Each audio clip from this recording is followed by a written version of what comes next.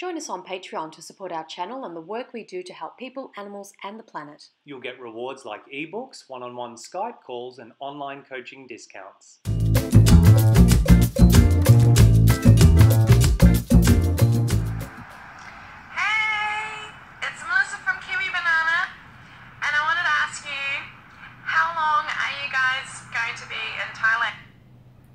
Hello, Melissa.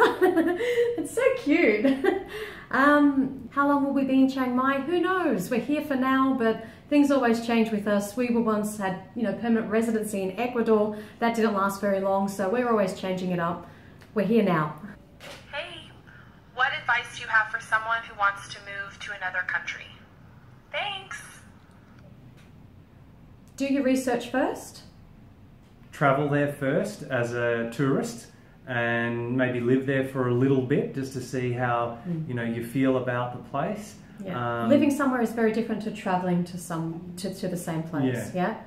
Look into visas beforehand so you can work out how you're going to stay there long term. Yeah, like just on that point, I think Italy is a wonderful place to be a tourist, but it's not such a wonderful place to live, and that comes from the mouth of many Italians. Yeah. And probably work out how you're going to earn an income. So that if you're living off savings and that runs out, but you still want to live there, you might want to have an idea of how you're going to actually live somewhere. Are you going to be able to legally work in that country? I guess look into those technicalities and legalities. Yeah.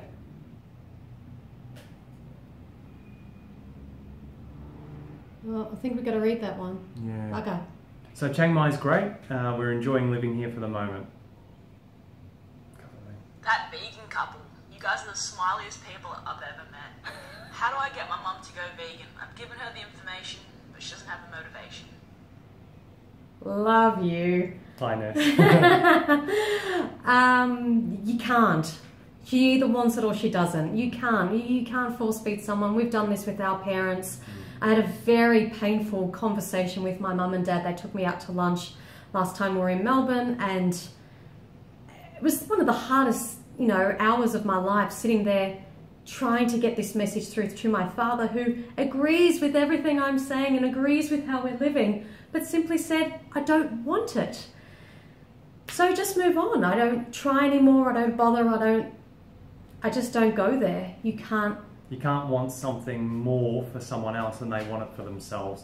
And I think that's the trap we all often fall into as vegans. It becomes too painful. It gets you down.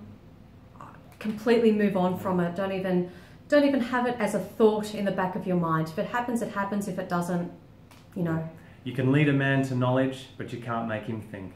Guys, I love your videos. My question for you is, have you ever lost past friendships and relationships with people who aren't vegan over them not supporting your beliefs and arguing with them? That I personally really struggle with. I try to educate my friends about animal cruelty and veganism, but they don't care, and it makes me question my friendship with them. So what would you do? Yep, out the door, find some new friends. We've lost a lot of friends well before we became vegan. We changed our lifestyle drastically, left our corporate jobs, left our house, sold all our belongings, changed our line of work. So people thought we went absolutely Fruit Loops a long time ago, and then going vegan was the cherry on the banana cake. So, Yeah. We come back to those who mind don't matter. Those who matter don't mind, and you'll find new friendship groups that have similar ethics and morals to yourself and similar interests in being a vegan activist. We only want to be around people that lift us up. There's enough, let's face it, there's enough crap and shit in this world that wants to bring you down. It's very heavy, it's very dark, it's very serious and ugly.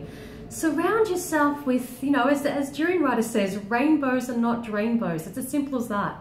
And so that's why, being around people here in the high carb community and cyclists, it's just, you feel like you've kind of been energized every day, like you're sitting on your charger and it boosts you up.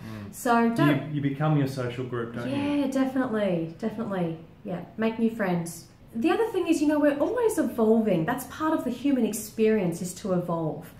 And the people around us are always part of that journey to evolution. And sometimes what happens is those people kind of hold back their evolution so that you can grow a thicker skin and can become more confident and say, you know what, I have to find the strength to move on from this friendship or from this relationship, and I have to start making or moving in different circles so that I can keep growing and evolving. So be grateful for everyone in your life, and know that when it's time to move on from a friendship or a relationship, that's totally okay. It just means that you're evolving in one direction and they're evolving in another direction. Hey guys, I was wondering if you ever tried the prickly pear.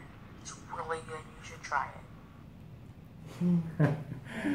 Yes, we have. I enjoy the prickly pear. Our former landlord back in Melbourne was a guy from Sicily, and he was growing them there, and he gave us some to try. A few different colours. There was a yellow one, a reddish pinkish one. They come in different colours, and yeah, they're nice. Just you have to get the prickles off first, otherwise they get in your fingers and they hurt so much. And apparently the tip is to soak them in water. Yes. And that will allow the prickles to fall off. Exactly. So wear gloves while you're soaking them, once you're trying to get the prickles off, because they're really hard to get out. Very fine prickles, aren't they? From Southern California, I presume. Where do you find